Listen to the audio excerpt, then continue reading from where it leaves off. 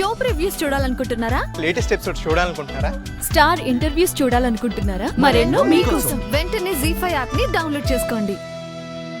పిల్లను ఎవరినో ఒకరిని ఆవిడ చేతిలో పెట్టడం కంటే ఇద్దరిని ఒకేసారి ఇచ్చేస్తే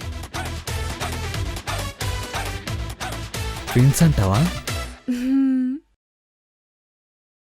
పర్లేదంటావా? ట్రై చేద్దాం, తప్పేముంది? వీళ్ళేదో ఇవాళ నా కొంప ముంచెట్టున్నారు. ఒసే బొండదానా, పాల గ్లాస్ ఇచ్చేసి వచ్చేవే అంటే వాడితో చేరి పంచాయతీ పెట్టావేంటే, పైగా ట్విన్స్ ఇస్తుందట.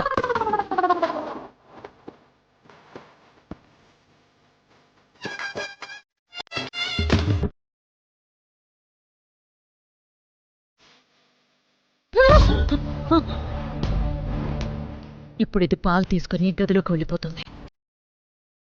వెంటనే బయటకు వచ్చేయని చెప్తే నేను చెప్పినందుకైనా కావాలని లేట్ చేస్తోంది.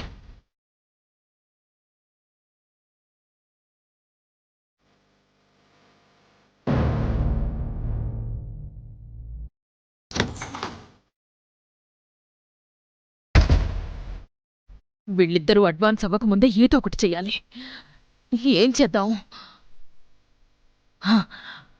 ప్రియని పిలుచుకొస్తే బెటర్.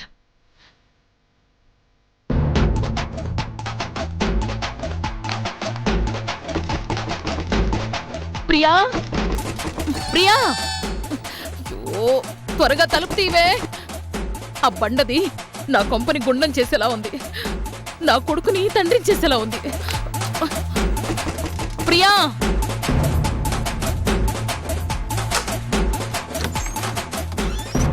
ఆంటీ, మీరా? ఏమైంది? ఎందుకలా కంగారు పడుతున్నారు? ఏం చెప్పమంటావే? మొన్న మా అత్తయ్య కనిపించకుండా పోయినట్టు ఇప్పుడు మీ ఇంట్లో ఎవరైనా కనిపించకుండా పోయారా? కనిపించకుండా పోవడం కాదు ప్రియా, కొంపలు అంటుకుపోయేలా ఉన్నాయి. కొంపలంటుకున్నాయా?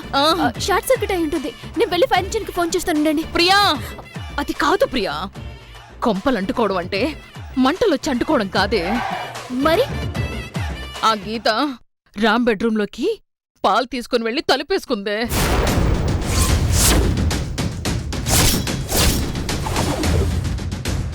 రామ్ ప్రవర్తన కూడా ఇవాళ కొత్తగా ఉంది.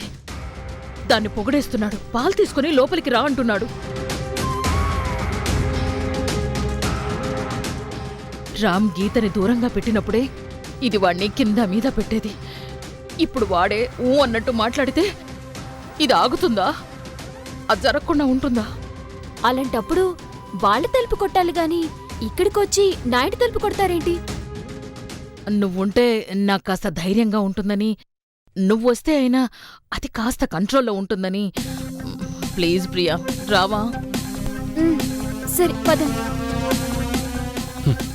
వీళ్ళు